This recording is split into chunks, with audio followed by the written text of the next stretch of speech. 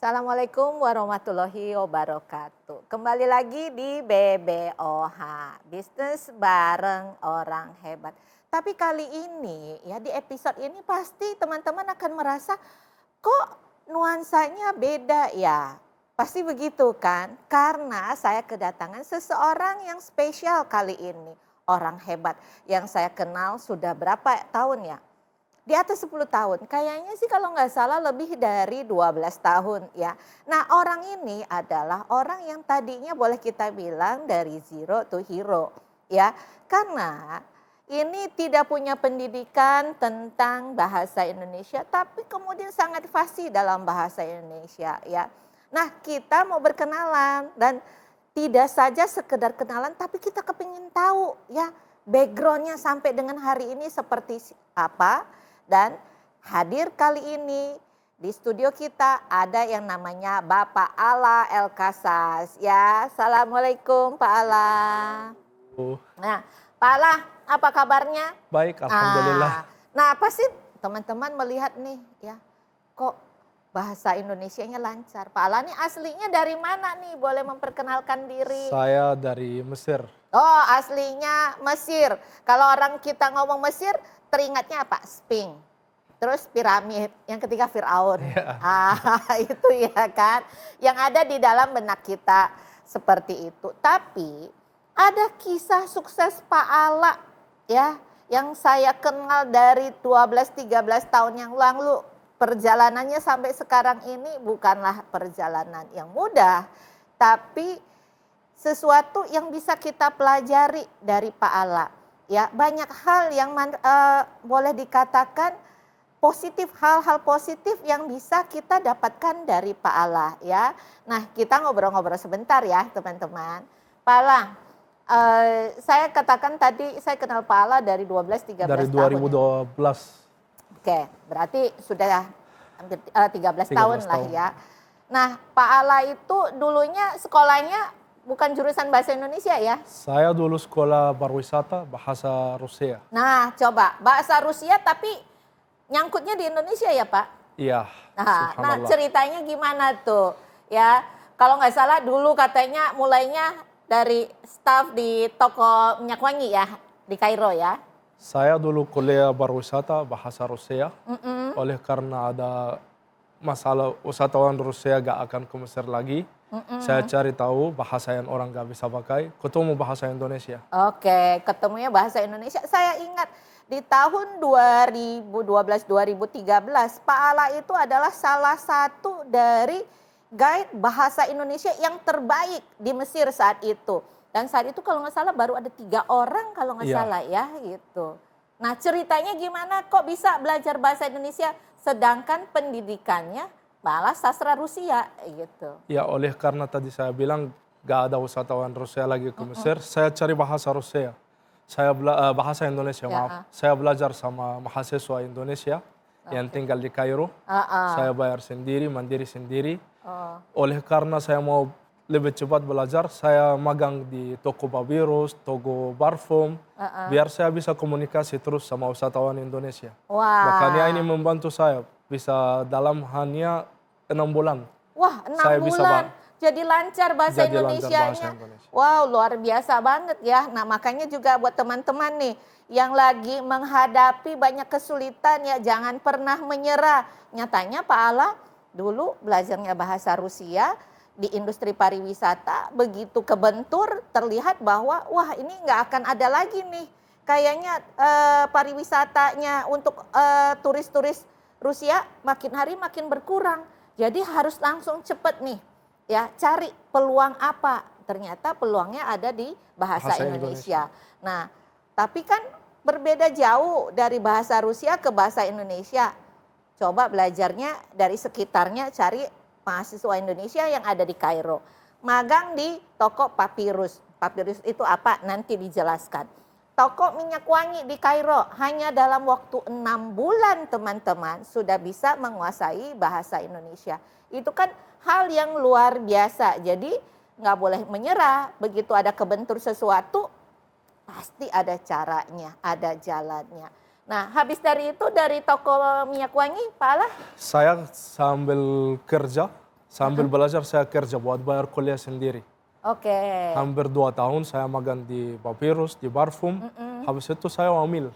Karena di Mesir ada wamil. Wamil. Oh iya, saya ingat. Waktu pertama kali Pak Ala mau ke Jakarta, waktu itu masih harus dapat izin dari militer pada saat itu ya. Karena harus dapat izin dulu baru boleh keluar negeri ya, gitu ya. Dan itu juga statusnya masih nunggu ya, gitu. Wamil 2 tahun Pak Ala? 1 tahun. 1 kalau yang tahun. kuliah. Oke. Setelah wamil, tapi baru juga jadi tour guide. Oh, jadi tour guide. Nah, kalau saya nggak salah nih teman-teman, Pak Ala itu tour guide-nya apa? Orang-orang Indonesia yang ke Holy Land. Dari Holy Land itu pasti pertamanya mendaratnya di Mesir dulu, begitu. Nah, suka dukanya apa nih Pak Ala ini dari toko papirus, toko minyak wangi, masuk ke tour guide. Dan harus belajar banyak tentang kalau Holy Land kan belajar tentang Alkitab kan. Perbedaan ya kan? agama, Alkitab, sejarah. Saya belajar Alkitab dan menguasai. Ya, jadi kalau kita itu ke Holy Land ya, di mana tujuan pertamanya itu Mesir dulu. Dulu Pak Ala itu guide-nya gitu. Yang tahu tentang yang namanya isi kitab Alkitab dari perjanjian lama sampai perjanjian baru. Begitu ya. Kesulitannya apa pada saat itu Pak Ala? Kalau kita punya keinginan gak ada yang sulit. Oke, ternyata ya begitu. Kalau ada keinginan tidak ada yang sulit. Tapi sempat drop pada saat itu, sempat ada demo kerusuhan begitu ya. Ya walaupun ada demo, subhanallah tetap ada orang Indonesia yang berani ke Mesir. Oke, tetap masih ada masih ada harapan. Masih ada harapan. Tapi kan juga capek kan Pak Ala. Saya ingat kalau dari Kairo ke Gunung Sinai itu 14 jam. 14 jam. Dan seminggu bisa 2 kali, 3 kali sebagai tour guide ya kan. Bolak-balik. Ya. Nah pada saat itu merasakan? Merasa nikmatnya. Oh, merasakan nikmatnya di mana? Nikmat di duit atau di semua. Bisa. Di semua. Nah, tapi kan maksudnya walaupun lelah sedikit tapi menikmati. Walaupun lelah ya. Kerja dengan ikhlas. Jadi berarti ya ada lagi ininya, kamusnya yang lain selain daripada harus tekun, usaha, kerja dengan ikhlas. Allah yang akan balas. Oh, Allah yang akan balas. Nah, sebetulnya begini, apa sih perbedaan yang mencolok kalau Pak Allah lihat pada saat dari toko papirus, toko minyak wangi, menjadi tour guide? Pasti beda kan? Tour guide kan harus benar-benar melayani orang nih Pak Allah. Mungkin kalau satu bis Pak Allah handle 40-50 orang, punya 40-50 keinginan, begitu kan? Pusing nggak tuh? Kalau bisa bilang pusing, tapi kita harus menyesuaikan maunya jamaah atau keinginan peserta. Kalau kita udah bisa memuaskan mereka, ya pasti udah sesuatu terus. Besar dicari terus. Jadi ini tour guide yang paling dicari soalnya dulu di Mesir. Ya, karena apa? Satu, bahasa Indonesianya fasih. Kedua, pelayanannya bagus. Begitu. Ketiga, hafal semua nih. Kita dari satu gereja ke gereja yang lain, Alkitabnya dan sejarahnya semua Pak Allah nih hafal begitu ya. Nah, kalau di Mesir itu pada saat di Pak Allah handle grup Holy Land, yang paling menarik itu apa kalau grup Holy Land Pak Allah? Bersatuan dalam grup. Persatuan dalam grup. Jadi para peserta tur itu kompak begitu. Kompak ya. Nurut sama pastornya atau pendetanya.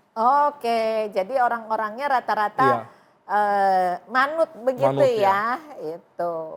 Nah, ada lagi mungkin Pak Ala punya ada cerita mungkin yang unik tidak Pak dengan grup Holy Land? Cerita unik. Apa cerita uniknya? Ada enggak? Enggak ada. Enggak ada cerita uniknya ya.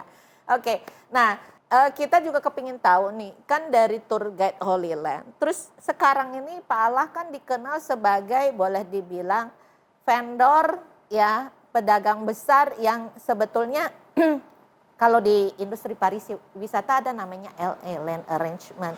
Nah, Pak Ala ini sangat berperan besar ya di Indonesia ini, yaitu menjualkan paket-paket land arrangement yang sekarang ini malah dikhususkan buat apa? Kaum ya ataupun masyarakat muslim.